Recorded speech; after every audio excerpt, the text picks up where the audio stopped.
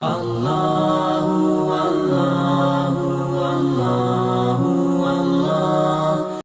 رکھے ماضی کے انبیاء اور رسل ان کی امتوں میں کبھی ایسا وقت نہیں آیا تھا کہ جب پوری دنیا میں سب ان کے ماننے والے ہیں. یہ بھی میرے آقا صلی اللہ علیہ وسلم کا ترہ امتیاز ہے، میرے آقا کی خصوصیت ہے، میرے آقا صلی اللہ علیہ وسلم کی اسپیشلٹی ہے. آپ کو پتا ہے جب امام مہدی آئیں گے، میرے آقا صلی اللہ علیہ وسلم نے ارشاد فرمایا حضرت عیسیٰ علیہ السلام کے نزول کے حوالے سے کہ دمشق کی بڑی مسجد میں، مشرقی مسجد میں، مشرقی مینارے پر جس کا رنگ سفید ہوگا، حضرت عیسیٰ علیہ السلام کا نزول ہوگا. دو فرشتوں پر ہاتھ رکھ کے میرے آقا صلی اللہ علیہ وسلم کی بارگاہ سے فیض حاصل کرنے کے لیے حضرت عیسیٰ علیہ السلام ایک مرتبہ پھر آئیں گے. ہاں، عیسیٰ علیہ السلام پھر آئیں گے. اور حدیث شریف میں آتا ہے کہ دو چادریں پہنی ہوئی ہوں گی، یلو رنگ کی، پیلے رنگ کی، ایک اوپر اور ایک نیچے. اور حضرت عیسیٰ علیہ السلام کے بال کنڈل ہوں گے، کرلی ہیئر ہوں گے ان کے، اور موتیوں کی طرح چمک رہے ہوں گے. فجر کا وقت ہوگا، اذان ہو چکی ہے، تکبیر ہو چکی ہے. امام مہدی امامت کے مصلی پہ کھڑے ہیں، نماز پڑھانے والے ہیں. صف میں ایک کھڑا شخص اچانک دیکھے گا، وہ کہے گا آ گئے آ گئے. سب پیچھے دیکھیں گے، کون آ گیا؟ عیسیٰ علیہ السلام آ گئے، حضرت عیسیٰ علیہ السلام آ گئے. حضرت عیسیٰ علیہ السلام اتریں گے. اب میرے آقا صلی اللہ علیہ وسلم نے اس کا ذکر کیسے ارشاد فرمایا؟ حضرت نبی کریم صلی اللہ علیہ وسلم نے حضرت عیسیٰ علیہ السلام کے حوالے سے فرمایا جب عیسیٰ علیہ السلام آئیں گے تو امام مہدی امامت کے مسئلے سے پیچھے ہٹیں گے. لیکن عیسیٰ علیہ السلام فرمائیں گے نہیں، آج میں آپ کی اقتداء میں نماز ادا کروں گا. ہاں، آپ کی اقتداء میں نماز. میرے آقا نے ارشاد فرمایا کیف انتم اذا نزل ابن مریم فیکم وامامکم فیکم. ہے میری امت، تمہاری شان دیکھنے والی ہوگی جب بنی اسرائیل کا نبی، میری اولاد مہدی کی اقتداء میں نماز ادا کرے گا. ہے میری امت، تمہاری شان دیکھنے کے لائق ہوگی. ہاں، ابو لہب کہہ رہا ہے ابتر علیہ نسل کٹ گئی ہے، منقطع ہو گئے ہیں، علیحدہ ہو گئے ہیں. لیکن میرے آقا صلی اللہ علیہ وسلم کی شان دیکھو، آقا کی اولاد کی کثرت دیکھو. انا اعطیناک الکوثر. نماز ہوگی، نماز کے فوراً بعد باہر آئیں گے، جنگ کا سما ہوگا. یہودی باہر کھڑے ہیں، اور یہودیوں کا لیڈر کون ہوگا؟ قائد کون ہوگا؟ دجال ہوگا. دجال. نماز کے بعد حضرت عیسیٰ علیہ السلام کو دجال دیکھے گا. حدیث کے الفاظ ہیں کہ جس طرح نمک پانی میں پگھل جاتا ہے، دجال اس طرح پگھل جائے گا. اور پھر اس کے بعد، اور اس حوالے سے بھی بتا دوں، یہ بھی ذہن میں ایک خیال آ سکتا ہے کہ عیسیٰ علیہ السلام تو آئیں گے نا، لیکن ہم جب ختم نبوت پر کلام کرتے ہیں ہم کیا کہتے ہیں کہ نبی کریم صلی اللہ علیہ وسلم کے بعد کوئی نبی نہیں ہے. حضور نے ارشاد فرمایا لا نبی بعد. چونکہ میلاد کی محفل ہے تو میلاد کے حوالے سے ایک نقطہ آپ کی سماعتوں کی نظر کرتا ہوں. لا نبی بعدی، ہم کہتے ہیں لا نبی بعدی. حضور نے ارشاد فرمایا میرے بعد کوئی نبی نہیں ہے. تو کہا جاتا عیسیٰ علیہ السلام تو آئیں گے نا. تو عیسیٰ علیہ السلام آئیں گے، تم کہتے ہو لا نبی بعدی، کا مطلب یہ ہے کہ حضور کے بعد کوئی نبی نہیں ہے. اب جو ختم نبوت کا اعتقاد نہیں رکھتے مرزائی یہ کہتے ہیں کہ لا نبی یا بعدی تم کہتے ہو، تم اگر اس حدیث کو مانتے ہو تو بتاؤ عیسیٰ علیہ السلام بھی تو آئیں گے نا. اس کا جواب کیا ہے؟ اس کا جواب یہ ہے کہ اس کی ترکیب پر علماء غور کریں. لا نبی یا بعدی، لا نفی جنس کا ہے، نبی یا اس کا اسم ہے، اور بعدی کا متعلق ہم کیا نکالیں گے؟ اگر کوئی کہے ثابت نازل، لا نبی یا ثابت بعدی، میرے بعد کوئی نبی ثابت نہیں ہے، یا کسی نبی کا نزول نہیں ہوگا، نازل نہیں ہوگا، وہ اعتراض کریں گے نا. وہ کہیں گے کہ عیسیٰ علیہ السلام کا نزول تو ہوگا. تو متعلق کیا ہونا چاہیے؟ ایک بہترین متعلق جو آج کی اس محفل سے مناسبت بھی رکھتا ہے وہ یہ ہے لا نبی مولود بعدی.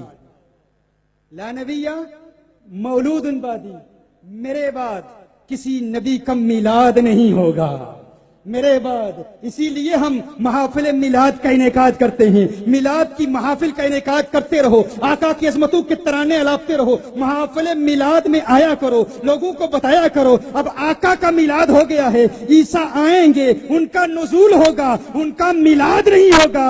اسی لیے میں کہا کرتا ہوں میلاد منانے والے ہی حقیقتاً ختم نبوت کے عقیدے کے محافظ ہیں. جو میلاد کا منکر ہے اس کا عقیدہ ختم نبوت سے کوئی تعلق ہی نہیں ہے.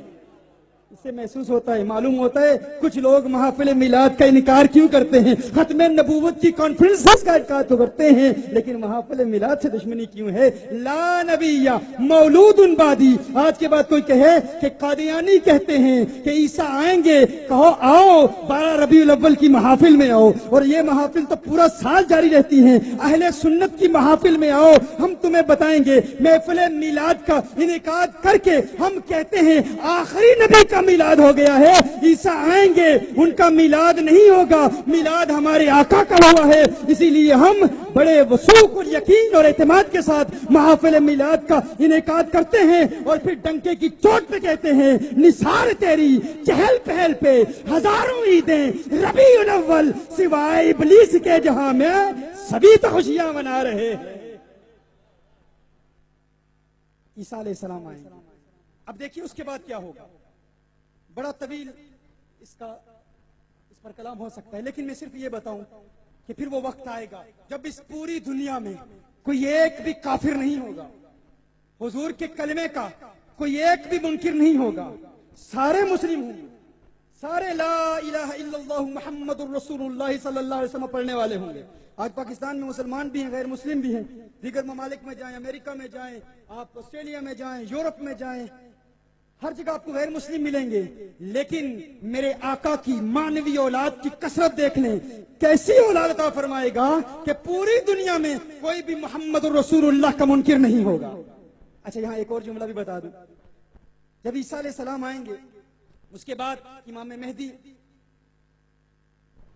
جو حضور اکرم صلی اللہ علیہ وسلم کے بیٹے ہیں, حسنی حسینی سید ہیں, ان کی موجودگی میں پوری دنیا میں سب کلمہ پڑھنے والے ہوں گے.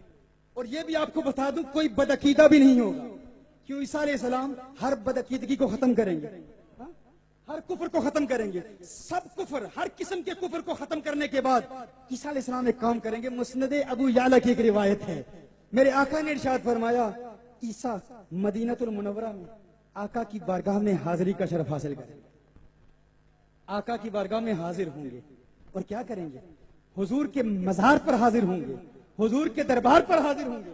میرے آقا نے ارشاد فرمایا, اور اس حدیث کے سارے رجال صحیح ہیں, مسند ابی یعلا کی اس روایت کے. میرے آقا ارشاد فرماتے ہیں, میں نے کہا نا دنیا میں کوئی کافر نہیں ہوگا, اور دنیا میں کوئی بدعقیدہ بھی نہیں ہوگا, کوئی گمراہ بھی نہیں ہوگا, کیونکہ عیسیٰ علیہ السلام ہر گمراہی کا خاتمہ کریں گے. میرے آقا کے دربار پر جائیں گے, آقا کی بارگاہ میں درود و سلام کے گجرے نچھاور کریں گے, آقا کو پکاریں گے. ایک بات تو یہ واضح ہو جائے گی, جو کہتا ہے مدینۃ المنورہ کا سفر کرنا ناجائز ہے, عیسیٰ علیہ السلام کہیں گے میں اللہ کا نبی ہوں, میں کہتا ہوں جائز ہے, میں تو جا رہا ہوں, مجھے دیکھو. اور فقط جائیں گے نہیں, میرے آقا کی بارگاہ میں جا کے میرے آقا ارشاد فرماتے ہیں لئن قام علی قبری فیقول یا محمد, حضور کی قبر پہ جا کے حضور کو پکاریں گے, یا رسول اللہ کے ترانے الاپیں گے, یا رسول اللہ کہیں گے, حضور کو پکاریں گے. حضور نے ارشاد فرمایا مت سمجھنا کہ میں جواب نہیں دوں گا, جو کہتا ہے حضور مر کر مٹی میں مل گئے ہیں الیاذ باللہ, ایسے گستاخ کی بات نہ ماننا. دیکھو سچا عقیدہ دینے کے لیے عیسیٰ علیہ السلام آئیں گے, حق و باطل کے مابین حد فاصل وضع کر دیں گے, حد امتیاز واضح کر دیں گے کہ اللہ کا نبی آیا ہے, عیسیٰ علیہ السلام آئے ہیں, حضور کی بارگاہ میں حاضر ہوئے ہیں. حضور نے فرمایا وہ یا رسول اللہ کہیں گے, حضور کو پکاریں گے لأجیبنہ, اور یہ مت سمجھنا میں جواب نہیں دوں گا, میں ضرور جواب دوں گا. گویا کہ عیسیٰ علیہ السلام بھی آ کر بتائیں گے ہر نادان انسان تجھے سارے بتاتے رہے, مجددین بتاتے رہے, مجتہدین بتاتے بتاتے رہے، فقہا بتاتے رہے، علماء بتاتے رہے، مفسرین بتاتے رہے، یہ لبیک یا رسول اللہ کی صدا حق پر مبنی ہے، یہ سچا نعرہ ہے، یہ سچا ترانہ ہے، اسے ورد زبان بنا لو۔ ارے تم نے مہر علی کی نہیں سنی، تم نے احمد رضا بریلی کی نہیں سنی، اب تو مان جاؤ اللہ کا نبی عیسیٰ آیا ہے اور بتا رہا ہے کہ لبیک یا رسول اللہ کا نعرہ دین اسلام کے مطابق ہے۔